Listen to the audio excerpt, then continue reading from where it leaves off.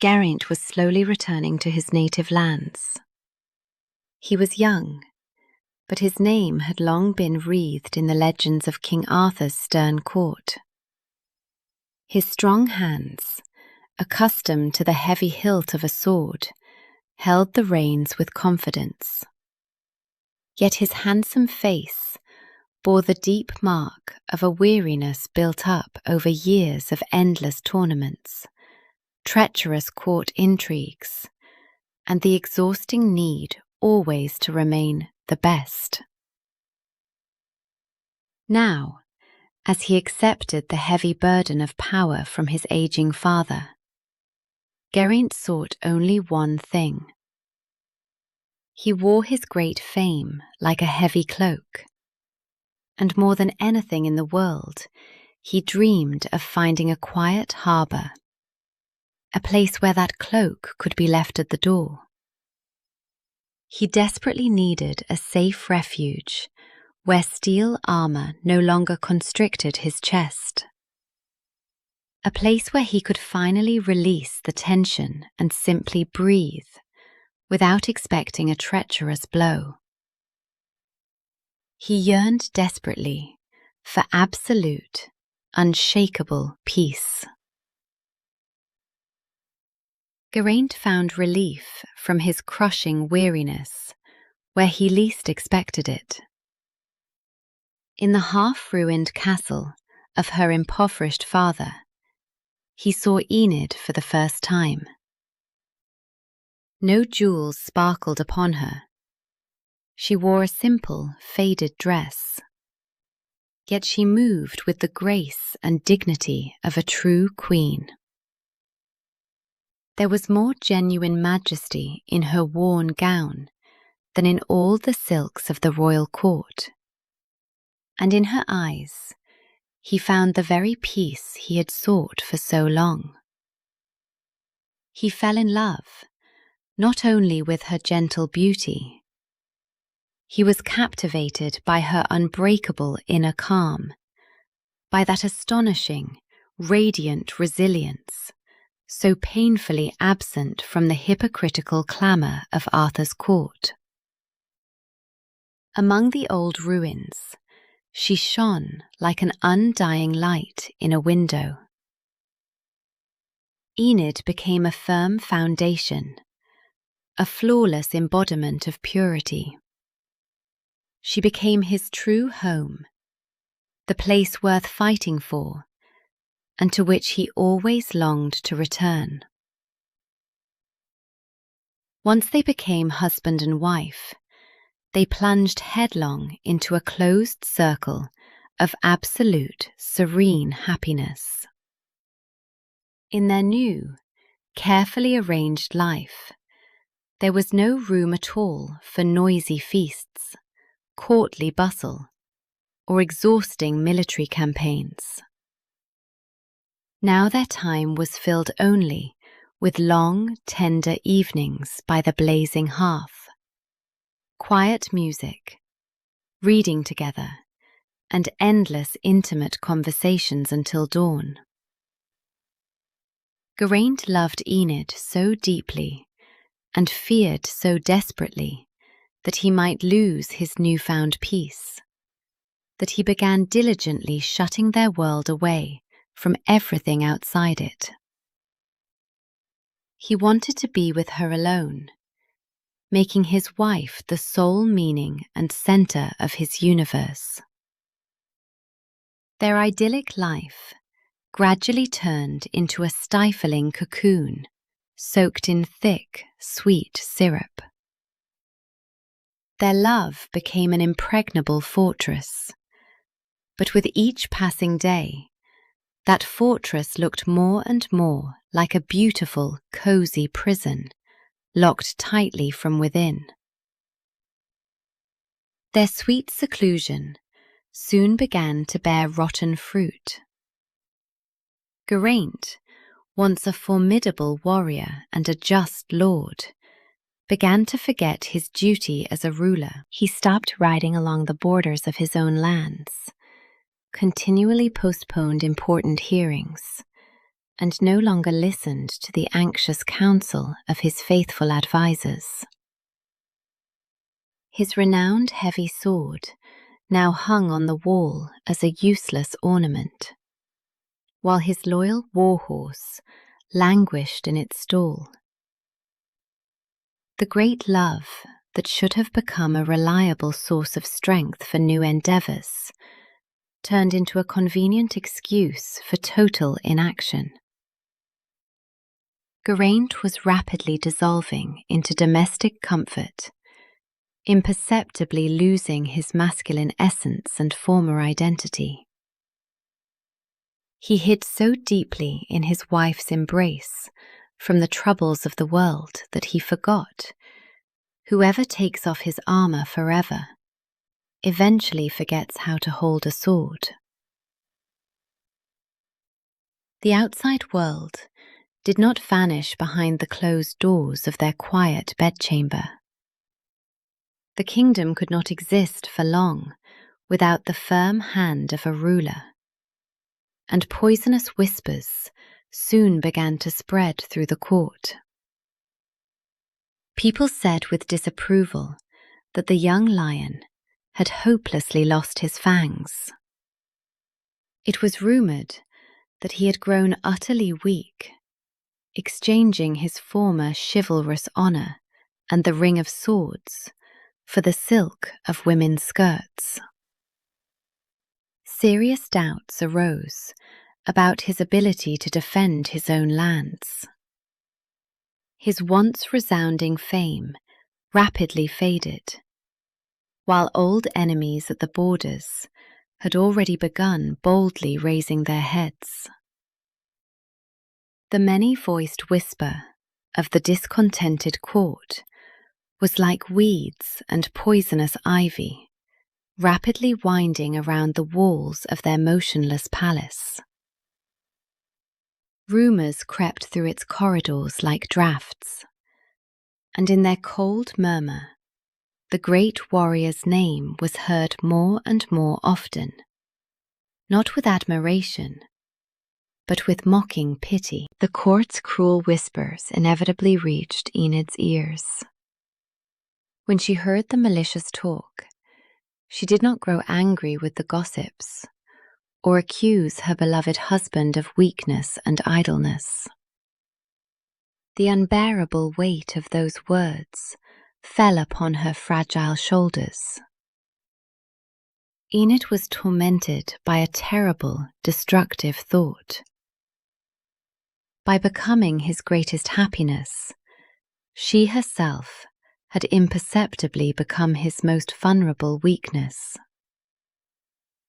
Once, she had loved with all her heart a strong, vigorous knight, a hero with fire in his eyes. Now she did not want to be the stifling golden cage in which his true, manly nature was suffocating beyond recovery. It caused her unbearable pain to watch his great potential swiftly fade because of her. It seemed to her that her love had become a heavy velvet blanket beneath which he was suffocating, gradually forgetting how to breathe deeply in the wind. Enid clearly understood that she had to act. Only an open, honest conversation could save his honour. Yet she was constantly held back by a paralysing, clinging fear. She trembled at the thought that her husband might take her sincere words as cool ingratitude for his boundless, all-consuming love. Enid desperately feared becoming the person who would destroy their cosy world with her own hands, roughly thrusting Geraint back into the cold, brutal reality of cynical politics and bloody wars from which he had tried so hard to hide. This agonizing inner conflict between the wish to save him and the fear of hurting him forced her to remain silent day after day, storing her mounting anxiety deep within, like heavy water behind a high dam. She said nothing, afraid that a word of truth would be the stone that shattered the glass dome of their fragile happiness, not realizing that in its stifling air they were already both struggling to breathe. There came one of those early, grey, misty mornings when the entire castle was still submerged in deep sleep. Geraint slept peacefully in their enormous bed, safely covered by a heavy blanket, seeming to have finally shut himself off from every care of the outside world. But Enid had been awake for a long time. Wrapped in a shawl, she stood alone at the window and gazed sorrowfully through the glass at the cold world awakening in the mist. The very world her husband no longer wished either to see or to protect. Her fragile shoulders trembled almost imperceptibly with bitter, silent tears of utter helplessness and immense, nearly suffocating love for her sleeping husband.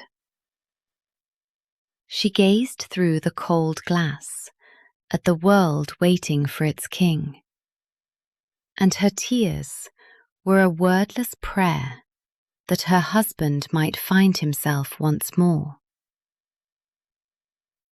Standing motionless at the window, Enid believed that Geraint was immersed in deep sleep.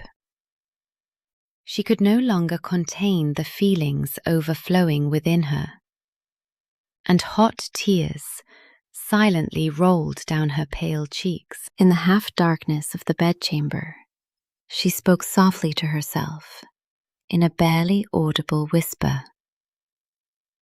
How immeasurably sad that these strong hands, made for truly great deeds and for the defense of our kingdom, now serve me alone. How bitter it is to realize that my blind love has become the chief cause of his present weakness and the swift decline of his great renown. There was not a trace of reproach in her trembling voice, only heartbreaking pain and boundless tenderness for her husband.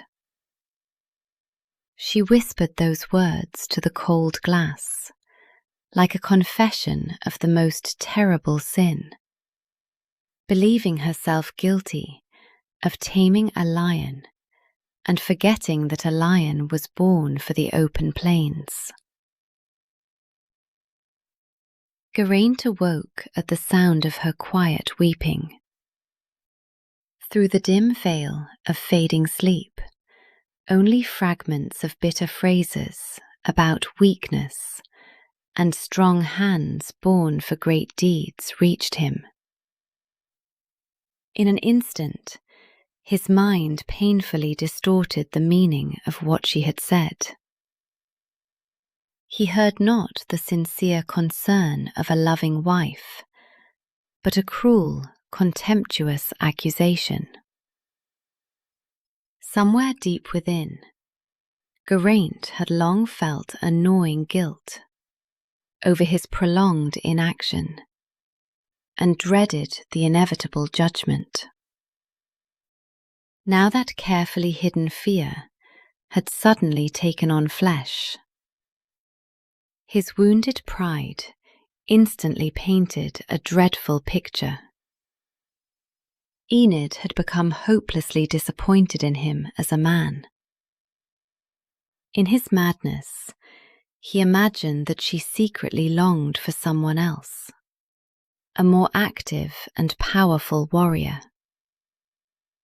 Her compassionate words fell into the soil of his own unspoken fears and sprouted poisonous thorns of jealousy.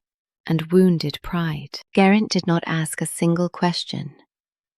He deliberately denied Enid even the slightest chance to explain herself. In that fatal moment, only his deeply wounded pride, burning resentment, and unbearable shame that his carefully concealed weakness had been noticed were crying out within him. He continued to lie motionless, but his heart was rapidly becoming covered by a thick crust of ice. Geraint made a firm decision. He would not humiliate himself with pitiful excuses. Instead, he would prove to her, and first of all to himself, that he was still the great knight she had once loved. He would prove it not with empty words, but with merciless deeds, choosing the harshest path possible. He chose not to uncover the truth, but to believe his resentment, raising between them a wall of silence stronger than stone. Geraint rose sharply from the bed. In a single instant, he became unbearably cold and distant, like a stranger. Without looking his wife in the eye, he began giving short, harsh orders. He announced that he was setting out immediately, alone, without a retinue, into wild and dangerous lands, to stir his stagnant blood. Enid was deeply shaken by this icy coldness. She did not understand what had caused it, but she could see clearly that her husband was fleeing from himself and from her in despair. Then she made an incredibly difficult, mature decision. She resolved that she would not let him enter this terrible inner storm alone. Despite his rejection, Enid would ride with him. He was putting on his armor to flee his own pain, but she saw his wound and chose to become his shadow so that he would not perish in solitude. Early on an autumn cold morning, bewildered servants saddled the horses. The atmosphere of the hurried preparations was oppressive, unbearably tense and heavy. Enid did not pack the luxurious dresses her husband had generously given her. Deliberately, she took from the very bottom of her chest her simple, faded travelling dress, the same one she had worn when Geraint first saw her in her father's ruined home. It was a symbolic and deeply conscious gesture. Enid was firmly renouncing the status of queen, so that she could once again be simply a woman, prepared to share every hardship with him. She was ready for the approaching trials, though she had no understanding at all of her guilt. She put on the old dress, not as a reproach to him, but as armor, remembering that once, in those very faded threads, he had recognized her true worth. Geraint saw that she was ready for the journey. Deep in his heart, he still could not renounce her, and did not forbid her to come. But his face remained stern and unyielding. He imposed only one harsh condition on her. "You will ride with me, if that is what you have decided," he said coldly and distantly. "But ride ahead, and I ask you to remain absolutely silent. If you regret our life together, do not comfort me with empty words or show me your pity. Say nothing to me until I speak to you myself." Enid nodded silently, meekly accepting this harsh condition. He asked for silence not to punish her, but because he was terrified that the sound of her voice would confirm the dreadful thoughts he had planted in his own mind. Early on a misty morning, they silently left the walls of their native castle. A thick grey veil hung heavily over the ground, swallowing everything around them. The silence was broken only by the muffled beat of hooves on the wet road, the measured creak of saddles, and the piercing cry of a solitary bird. Geraint deliberately avoided the broad, busy roads. Stubbornly, he chose the most remote, abandoned forest trails and wild wastelands, desperately seeking not human company, but harsh trials and profound solitude. Ahead, through the cold mist, rode a fragile figure in a simple, faded dress. Behind her, like a grim, dark shadow, followed an armed knight encased in steel. An insurmountable, frightening distance stretched between them. They travelled the same road, yet it seemed that each wandered through a separate, lonely desert, where the mist concealed not only the way, but also their hearts from one another. A heavy, physically palpable silence hung between them. For Geraint, that silence became the only way to shield himself from pain and gnawing doubt, an attempt to recover his former resolve through ostentatious severity. He stared at her fragile back, struggling painfully against the desire to speak. For Enid, the journey became a cruel trial of patience and boundless love. She rode ahead, constantly feeling his heavy, brooding gaze upon her back. She did not understand her guilt in the least, yet she accepted it without complaint. Her heart broke at being unable to turn, embrace her husband, and explain everything. But she faithfully kept her vow. The silence between them was heavier than any armor. He wore it like a shield to conceal his vulnerability, while she carried it like a cross, hoping that her patience would heal his pain. They entered an old, remote forest, where the dense crowns of enormous trees allowed almost no sunlight to pass, plunging the narrow trail into oppressive, gloomy twilight. Enid, obediently riding far ahead, had much keener hearing. Suddenly she sensed that something was wrong. A faint, unnatural rustling in the thick bushes, and the cold gleam of foreign steel in the deep forest shadows. The woman understood at once that a deadly ambush lay directly ahead. 3 ragged men, armed to the teeth, were preparing to fall suddenly upon the lone knight, immersed in his dark thoughts, and seize his mighty horse and costly armor. Geraint, riding slowly behind her, noticed nothing at all. His eyes were fixed only on the depths of his own resentment, making him utterly blind to any approaching danger, while Enid's gaze, filled with genuine concern for him, was sharper than a falcon's. Enid struggled desperately with herself. Her husband's recent cruel command, "Be silent," echoed coldly and relentlessly through her tense mind.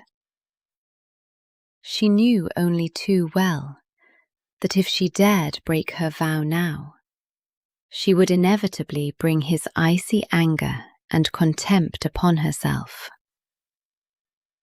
But through the leaves, she could clearly see that the hidden robbers had already tensed, ready to make their deadly attack. Time was running out, second by second. The difficult choice was made in an instant. Saving his life mattered incomparably more to her than obeying this humiliating, foolish rule. Enid wheeled her horse around, boldly breaking the distance he had imposed, and cried out with all her strength, "Geraint, beware! There is an ambush in the bushes." She knew she would pay for those words with his anger, but she would rather bear his fury than let his enemies take his life. At the sound of her desperate cry, Geraint came to his senses at once. His flawless, knightly reflexes instantly prevailed over his dark stupor. When the three robbers sprang furiously from ambush, he did not even flinch. The brief clash resembled not a glorious battle, but the harsh routine work of a true professional. Geraint parried their chaotic attack playfully and with little effort. He deliberately refrained from killing his assailants. Coldly, with frighteningly calculated blows, he disarmed them, demonstrating his overwhelming superiority in strength and skill. Casting their weapons to the ground, the robbers fled in wild terror. The victory did not please Geraint in the slightest. He remained as grim and distant as before. His sword moved with icy precision, knowing neither anger nor excitement. For the true battle that day was taking place not on the forest road, but within his own soul. After driving off the forest robbers, Geraint rode up to Enid. Instead of the words of gratitude she deserved for her timely warning, his face twisted with harsh irritation. In his wife's saving cry, he saw only confirmation of his darkest fears. She genuinely considered him weak and desperately in need of protection. "I asked you to remain silent," he said in an icy voice. "Do you truly think me so pathetic that I cannot deal with a handful of forest vagabonds? I have no need of your humiliating pity and concern." Abruptly ending the conversation, he ordered her to ride ahead again and maintain strict silence. This unjust reproach set the painful rhythm of the journey that followed. She had given him his life, and he cast that gift aside, seeing in it not an act of love, but one more proof of his imagined weakness. They rode in silence for several more long days. Each day brought new clashes, all of which followed the same cool pattern. Enid warned him of danger in time. Geraint easily defeated his enemies, and then once again reproached his wife in an icy tone for disobeying his command. The tension between them reached its limit. At last they emerged from the dark forests and arrived in a large frontier town. When they stopped for the night at an inn, Geraint remained just as grim and withdrawn. He went to the stable to tend to the horses himself, leaving Enid alone in the crowded common room. The careless din of many voices and the idle bustle of the town contrasted sharply with their suffocating silence. They had entered a noisy city, but the silence they carried with them was so dense that it seemed stronger than the city walls. The ruler of this town, a powerful and immeasurably vain local count, happened to enter the noisy inn one evening with his lavish retinue. Almost immediately, his sharp gaze fell upon Enid, sitting modestly and entirely alone. Despite her old travelling dress, thickly covered in dust, the Count recognized without error her extraordinary beauty and innate, genuine nobility, which could never be concealed beneath coarse cloth. He also observed carefully how coldly and distantly Geraint behaved when he returned from the stable. The stern knight treated her as though Enid were not his lawful wife, but merely an obedient servant who had long since become tiresome. His experienced eye instantly assessed both the hidden splendor of her beauty and the evident poverty of her married happiness, and he decided that she would be easy prey.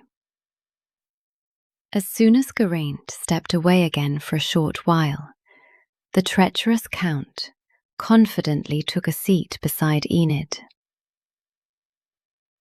The Count began with flattery, but quickly came to the point. "Your husband does not value such a treasure," he whispered ingratiatingly. "He treats you like a servant. Why endure such humiliation? Become my lady. I will give you silks, power, and protection. You will live in a palace instead of wandering the forests with that madman." Enid angrily rejected his proposal. She declared that she was a faithful wife and would rather die in rags beside her husband than accept a crown from a traitor. He was offering her a golden cage in exchange for her honor, failing to understand that any cage was worse to her than a free road beside the man she loved, even one filled with pain. Enraged, the Count turned to threats. "Then I will dispose of your husband tomorrow at dawn, and you will be mine by force." Realizing that Geraint could never overcome an entire company of the town guard alone, Enid instantly changed her tactics. Feigning fear, she lowered her eyes submissively and said, "Very well, but do not do it now, or there will be an uproar. Come for me at dawn, before my husband wakes." Smirking smugly, the Count departed, certain of his victory. Deep in the night, however, when the town was asleep, Enid carefully awakened Geraint. Once again, fearlessly defying his order to remain silent, she whispered urgently, "The treacherous Count is preparing an ambush.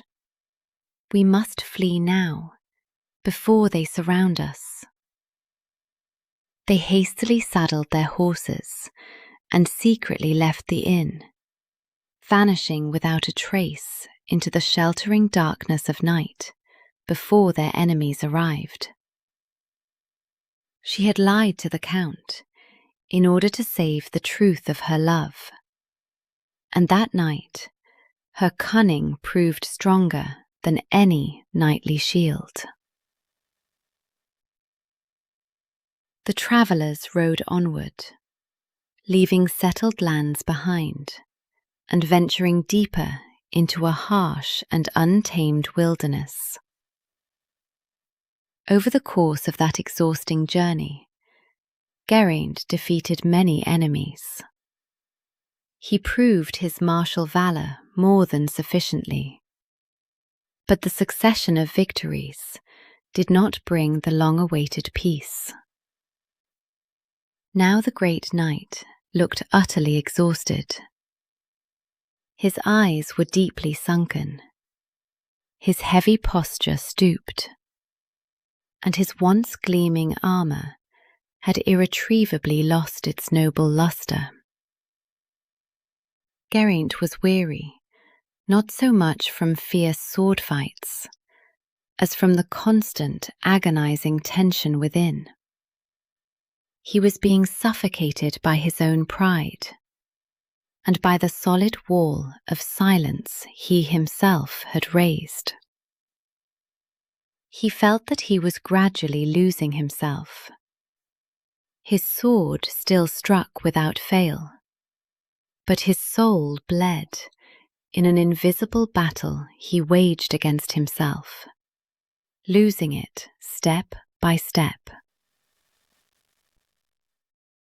Worn out by the long road, they finally reached a broad plain. In the distance, a thick cloud of dust appeared. As he drew closer, Geraint saw a band of cruel mercenaries robbing and oppressing defenseless peasants with impunity. Desperate cries for help reached their ears.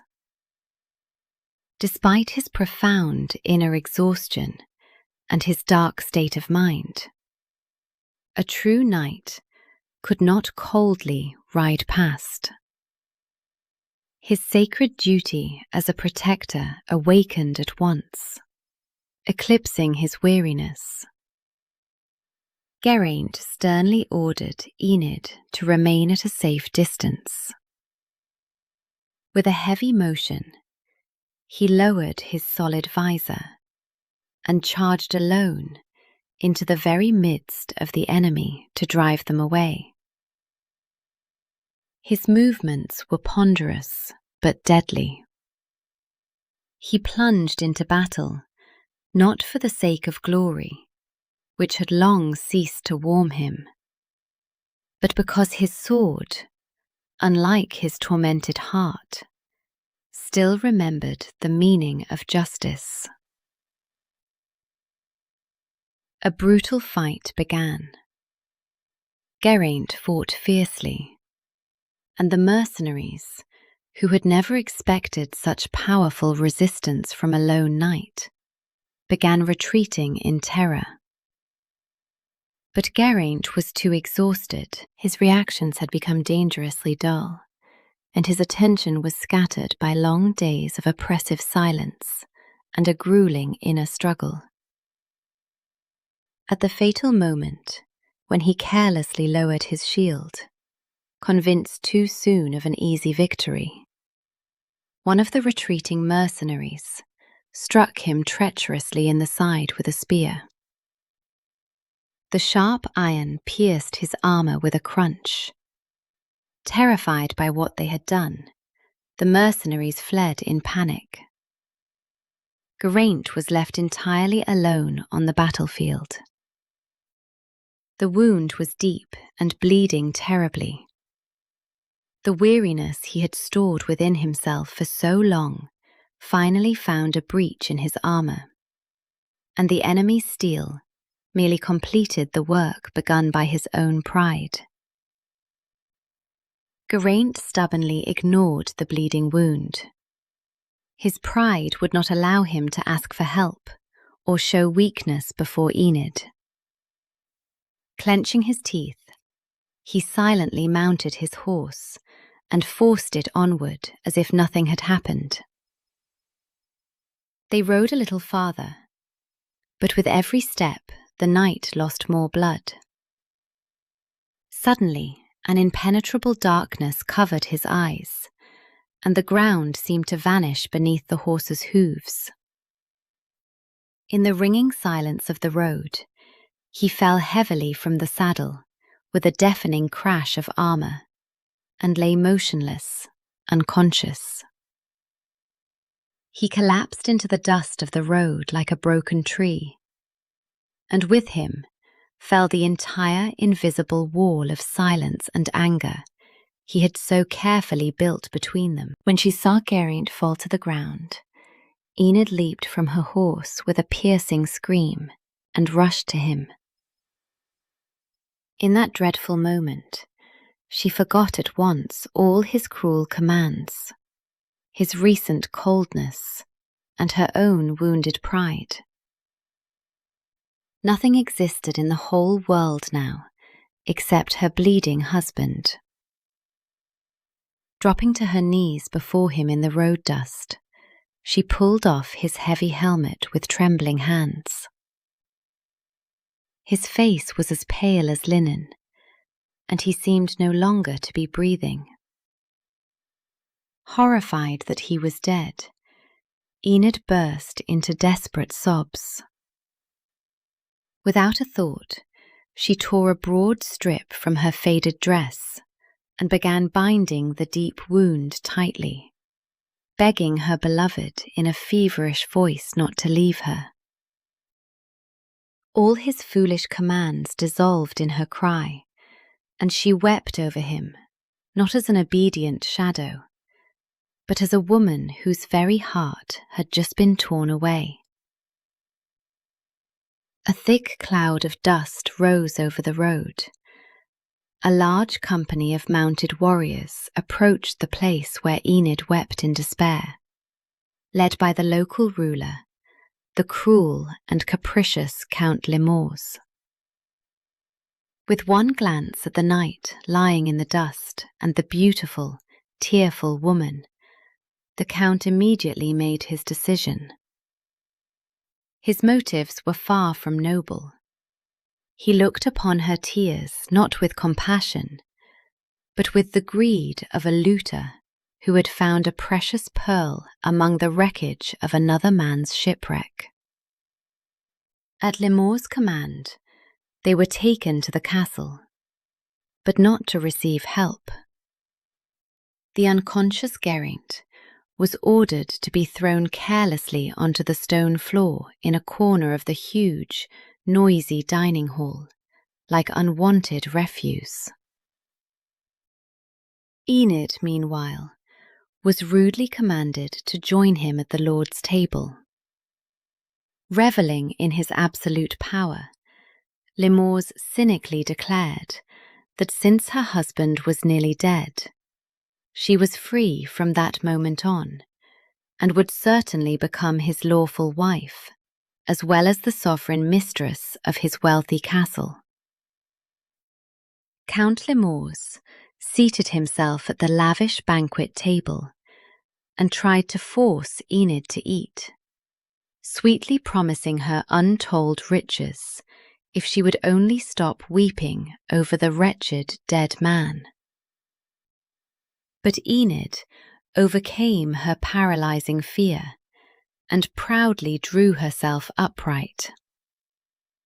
Her fathomless grief suddenly gave way to angry resolve. "I will accept neither food nor water from you, not a morsel of bread nor a drop of wine," she declared loudly for the entire hall to hear. "I will not touch any food until my husband, the noble Geraint, rises and shares this meal with me." The enraged Count tried to strike her and force her into silence, but she did not retreat a single step. Her voice, trembling with grief, rang through the vast hall more strongly than steel, for it was the voice of a woman defending her knight's honor, even when his own sword lay in the dust. Meanwhile, Geraint, lying in a dark corner of the hall, was slowly regaining consciousness. The pain of his wound was sharp, but he did not move. Through the noise of the feast, he heard every word Enid spoke with perfect clarity. He heard her, weak and defenseless, fiercely defending him before the cruel ruler. At that moment, a flash of understanding came to his mind. The dark mist of doubt, pride, and resentment instantly dispersed. He saw the entire chain of events clearly. Her tears that morning had been born of concern. Her cries in the forest had been a desperate attempt to save him. And her courage now proved her absolute faithfulness. Geraint realized his terrible mistake. It was not her love that had been tested, but his ability to love without demanding obedience, and to trust without expecting betrayal. He himself had turned their happiness into a battlefield. And as he lay in the dirt of a stranger's castle, wounded and bleeding, he truly began to heal for the first time in many days. Because the veil of blind pride had fallen from his eyes forever. The realization of his guilt and of Enid's extraordinary devoted love worked upon Geraint more powerfully than any healing balm. He no longer felt the searing pain of his deep wound. His heart was filled only with cold, crystal-clear fury toward the man who had dared raise a hand against his wife. Swaying, yet gaining unbreakable resolve with every passing second, the knight slowly rose from the stone floor. His face remained deathly pale, but a terrible fire blazed in his eyes. Geraint drew his heavy sword, and the chilling ring of steel made the entire hall fall silent in terror. His mere appearance and the menacing aura of a celebrated warrior seemingly risen from the dead spread panic. The cowardly Limors and his mercenaries fled in terror. Geraint had risen not through the strength of his muscles, but through the pure force of truth understood at last. And his anger was no longer a blind destroyer, but a sharp scalpel cutting away falsehood. When the vast gloomy hall was completely empty, Geraint dropped his sword with a clang. His strength was rapidly leaving him, but he remained on his feet and slowly approached Enid. She stood trembling and weeping bitterly, unable to believe her eyes. The proudest knight in the kingdom slowly sank to his knees before her, not because of his bleeding wound, but as a sign of absolute humility. Gently taking her hands, he said with complete sincerity, "Forgive me, Enid. Forgive me for being blind to your love, because I was afraid of losing myself. I heard your concern, but mistook it for contempt. I punished you for my own fear and my own weakness."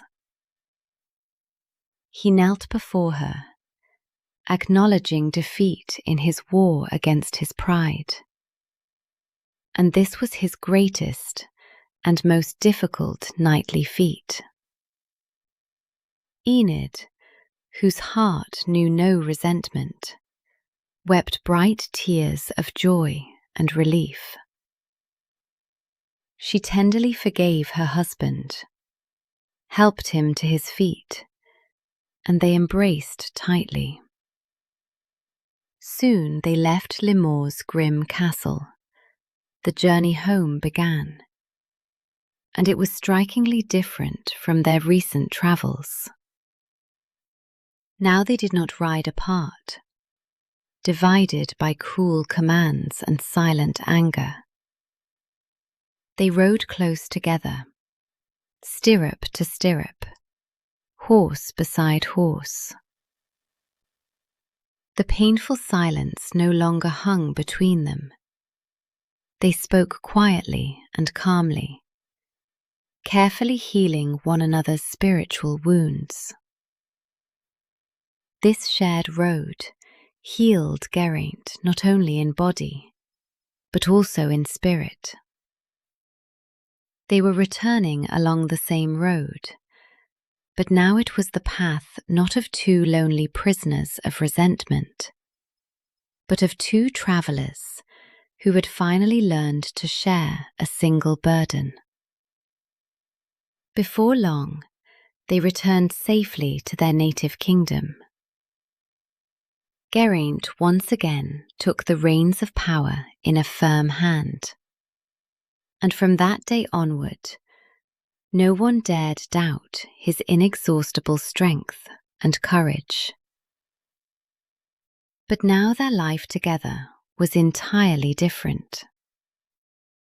They no longer hid from the whole world behind the high walls of the palace, nor did they flee themselves into the wild forests.